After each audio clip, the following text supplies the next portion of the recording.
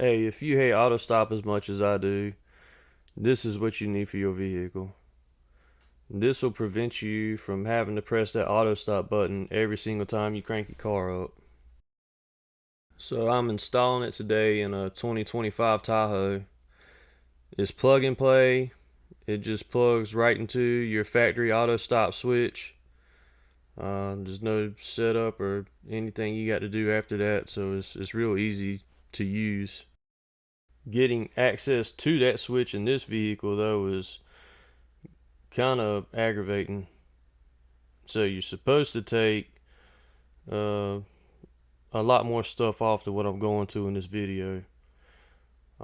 This is a brand new vehicle, so I felt like the least amount of stuff you take off, the better. There's less stuff that might get accidentally damaged or scratched, and I was just trying to be more efficient. So for the most part, most of this stuff comes off relatively easy.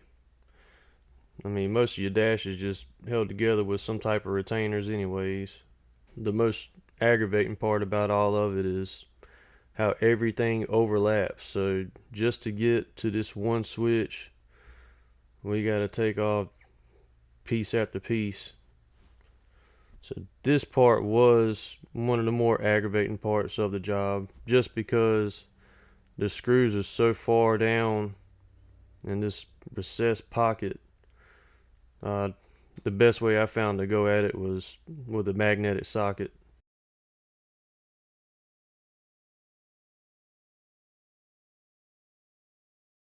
Once you get this cluster popped out and the two connectors disconnected from it,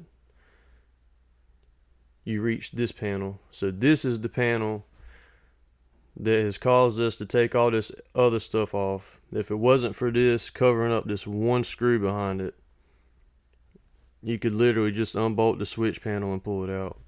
So there goes the screw tucked back behind this thing. So I'm going to use a chrome universal socket to get back there to prevent me from having to take that piece plus all the stuff that's layered on top of it you got to get out. So once you get that one screw out, then it's just what, two more screws and a freaking clip of death.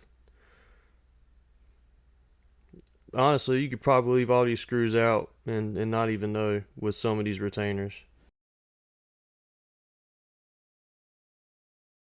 Once you get this switch panel out, this is the connector you'll be dealing with. So it's got this red lock piece right here that you'll have to slide out of the way first. Then there's a tab you gotta press.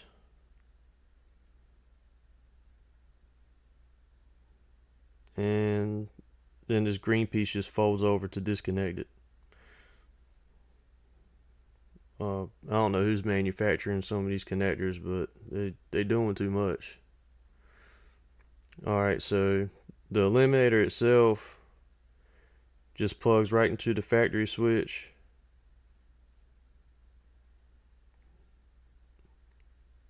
And the factory connector.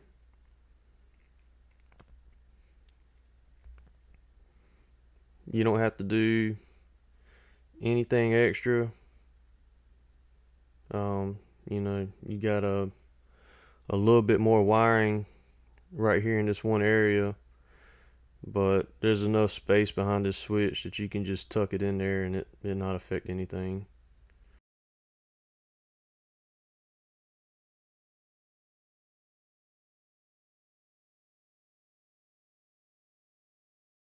Once you get that bundled back in, you just sneak this switch bezel back behind this panel, and I bet a lot of y'all probably thought I was going to leave that screw out.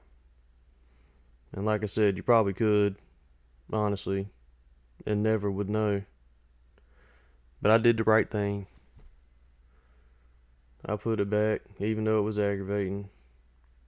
It is a brand new vehicle. I'm not about to just let it go halfway like that.